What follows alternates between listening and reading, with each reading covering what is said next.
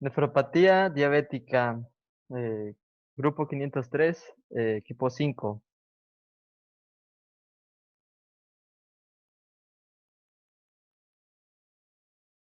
La definición y la etiología de la nefropatía diabética, vamos a decir que es un síndrome clínico caracterizado por proteinuria y disminución progresiva de la función renal que se manifiesta como una complicación por diabetes mellitus. Esta puede ser por diabetes mellitus tipo 1 o 2. Esa es su etiología. Siguiente. Como fisiopatología, pues vamos a tener que la diabetes tipo 1 y la diabetes tipo 2, pues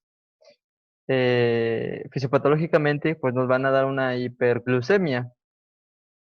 Y pues nos van a lo que nos va a conducir a la nefropatía diabética es el estrés oxidativo, la inflamación e hipertensión. Entonces, eh, la hiperglucemia lo que va a ser un aumento de esos transportadores GLUT1 y nos va a causar una eh, hiperglucemia intracelular, activando vías metabólicas y vías de señalización intracelular que van a estar eh, deficientes o dañadas, por así decirlo, produciéndonos especies reactivas de oxígeno que van a dañar las células de toda la nefrona.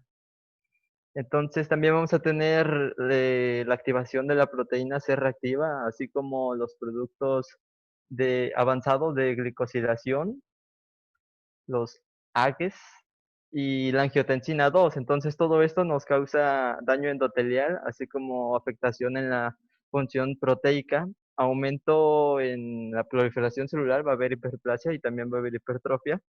Y todo esto, aparte, se le suma al aumento de transporte de sodio y glucosa en los túbulos proximales. Y va a haber hiperfiltración glomerular, aumentando la reabsorción de sodio y disminuyendo la cantidad de sodio y cloruro, pero en el asa de Henle. Y también nos activan lo que es este potente, que es la mácula densa. Nos va a aumentar la liberación de dióxido nítrico, prostaglandinas, adenosina, angiotensina 2 también, y nos aumenta la presión intraglomerular y también nos causa hipertensión. En la arteria aferente nos va a disminuir la resistencia y en la aferente nos va a aumentar la resistencia, causándonos una glomeruloesclerosis. Pero aparte de todo esto, se le suma que la angiotensina va a aumentar también, aparte del dióxido nítrico, el factor de crecimiento endotelial vascular, así como la endotelina. Aparte, la proteína se reactiva y otras vías de señalización que nos causan efectos proinflamatorios, causando una vasoconstricción y el aumento de la síntesis de factor de crecimiento transformante beta nos causa una apoptosis de los apodocitos, así como también las células tubulares. Entonces nos va a causar, aparte del daño endotelial, hiperplasia e hipertrofia, también fibrosis del túbulo intersticial. Entonces, eso sería todo de fisiopatología. Las fases de la nefropatía diabética vamos a tener el primer estadio o hiperfiltración. Aquí vamos a tener una elevada tasa de filtración glomerular y un aumento de la presión capilar glomerular. Aquí es el resultado de la hipertrofia renal. En el estadio 2, también llamado asintomática, vamos a tener una tasa de filtración glomerular normal, pero a nivel del riñón vamos a tener engrosamiento de la membrana basal y expansión mesangial de los glomérulos renales. En el estadio 3 o microalbuminuria, vamos a tener una tasa de excreción urinaria de albúmina. Esta aumenta desde 30 a 300 miligramos en 24 horas. Aparte tenemos un aumento de la presión arterial. En el estadio 4 vamos a tener este, una tasa de filtración de la albúmina mayor esa va a ser superior a 300 miligramos en 24 horas. Y el último estadio es la disfunción renal. Siguiente. Las manifestaciones clínicas vamos a tener que en las primeras etapas de la nefropatía diabética va a ser asintomática. El primer signo de alarma va a ser el microalbuminuria con una excreción de albúmina en la orina de 30 a 300 miligramos al día. Se llama microalbuminuria porque esto todavía no se detecta en las tiras reactivas. Posteriormente vamos a tener una proteinuria persistente o macroalbuminuria. Aquí ya se detecta en las tiras reactivas y por lo tanto la proteinuria es mayor a 300 miligramos al día. Vamos a tener también hipertensión, edema en zonas declives, entre ellas las piernas, los tobillos, etc. En las etapas posteriores vamos a tener síntomas de uremia, ya que hay una disfunción ya del riñón. Los síntomas que se van a presentar van a ser náuseas y vómitos. Y ya como última etapa vamos a tener una insuficiencia renal. Otros síntomas pueden ser empeoramiento del control de la presión arterial, eso en personas con hipertensión. También requieren una menor necesidad de insulina o medicamentos para su diabetes. También pueden presentar confusión o dificultad para concentrarse, falta de aliento, pérdida de apetito, picazón constante y por último fatiga.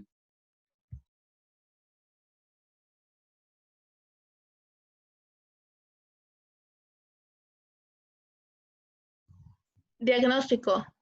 Los métodos sensibles de la radioinmunoensayo han permitido la detección de concentraciones de microgramos de albúmina urinaria. Las recolecciones de orina van a ser de 24 horas, además de ser inconvenientes para el paciente, también muestran una amplia variabilidad en la excreción de la albúmina, ya que diferentes factores como postura erguida sostenida, proteínas dietéticas y ejercicio tienden a aumentar las tasas de excreción de albúmina.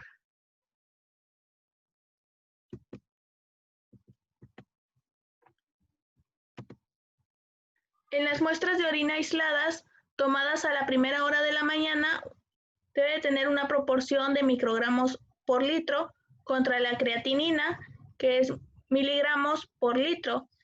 Debe ser menor de 30 microgramos por miligramo de creatinina es normal, mientras que una proporción entre 30 y 300 microgramos entre miligramos de creatinina sugiere microalbuminuria anormal. Al menos 2 muestras de orina aisladas tomadas en la mañana a lo largo de un periodo de 6 a 3 meses deben ser anormales antes de que se justifiquen un diagnóstico de microalbuminuria. Aquí tenemos un cuadro que son los métodos para cuantificar la microalbuminuria y su interpretación.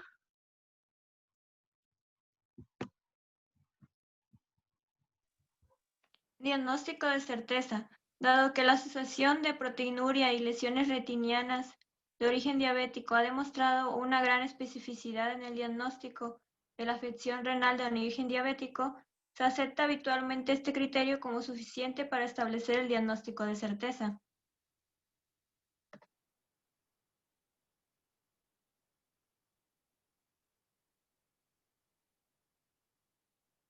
Tratamiento. Dentro del tratamiento tenemos el control adecuado de la glucemia. La meta es mantener al paciente con cifras de 70 a 110 miligramos por decilitro y niveles de hemoglobina glicosilada menor a 7, para lo cual se valora si el paciente puede controlarse con dieta, hipoglucemiantes orales, insulina o la combinación de ellos, no olvidando el control de la glucosa postprandial. En el control de la dislipidemia, diversos estudios han demostrado que la hipercolesterolemia contribuye al daño renal, por lo que los fibratos que no se acumulen o los inhibidores de la HMG-CoReductasa están indicados en el tratamiento de esta. la modificación del contenido proteico, esto produce una mejoría de la hiperfiltración glomerular y de la nefropatía diabética. La cantidad recomendada de proteínas es de 0.8 a 1 gramo por kilogramo de peso al día. Y en el control de hipertensión arterial, esto va a retardar la progresión de la nefropatía diabética y reducir la albuminuria en hipertensos con diabetes. Se recomienda mantener las cifras de presión sistólica menor a 130 milímetros de mercurio y la diastólica menor a 85 milímetros de mercurio. Los inhibidores de la enzima convertidora de angiotensina van a retrasar la progresión de la afección renal. En el tratamiento de la insuficiencia renal establecida tenemos que la diálisis se va a iniciar cuando los pacientes alcancen un filtrado glomerular por debajo de 5 mililitros por minuto. Pero en diabéticos se recomienda iniciarla antes de los 10 mililitros por minuto. En la insuficiencia renal terminal puede existir la posibilidad de trasplante renal o trasplante de riñón y páncreas.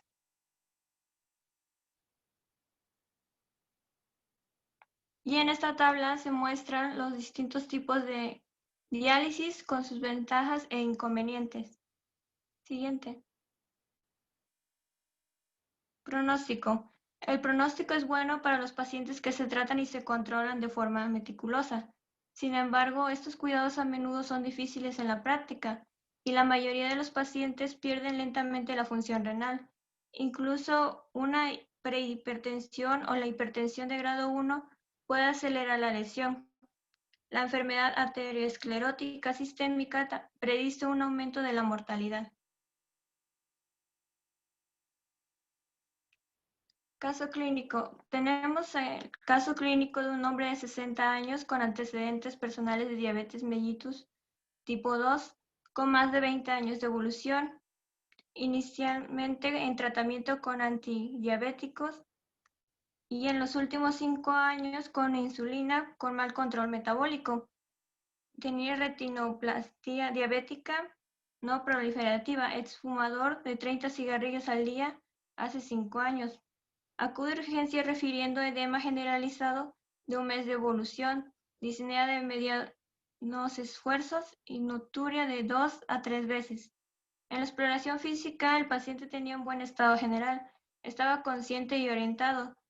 Se encontró la presión arterial de 160 entre 110 milímetros de mercurio, frecuencia cardíaca de 80 latidos por minuto, presentaba ingurgitación yugular, la auscultación cardíaca era rítmica. En la auscultación pulmonar se presentaban mínimos crepitantes en bases y presentaba edemas con fovea hasta la rodilla. En la analítica en sangre se encontró glucosa de 200 miligramos por decilitro, urea 52 miligramos por decilitro, creatinina 1.2 miligramos por decilitro, ácido úrico 5 miligramos por decilitro y colesterol de 313 miligramos por decilitro, dentro de los datos más importantes. En la hemoglobina fue de 11.6 gramos por decilitro y el hematocrito de 34.3%. Las hormonas tiroideas, serología de virus y el PSA fueron normales. La hemoglobina glicosilada era de 8.3%. En el sistemático de orina se mostró proteínas 3 cruces, sangre positiva y glucosa 2 cruces y los nitritos negativos. La proteinuria en orina recogida en 24 horas fue de 10 gramos. En la radiografía de tórax se observó cardiomegalia y signos radiológicos de hipertensión venocapilar grado 2. En la ecografía abdominal también se encontró un riñón derecho de 12 centímetros de morfología normal. En cambio, el izquierdo era de 15 centímetros con dilatación del sistema excretor. Se inició el tratamiento depletivo con diuréticos, inhibidores de la enzima convertidora de angiotensina y antagonistas de los receptores de angiotensina 2, estatinas, heparina de bajo peso molecular y se recomendó la mejoría en el control glicémico.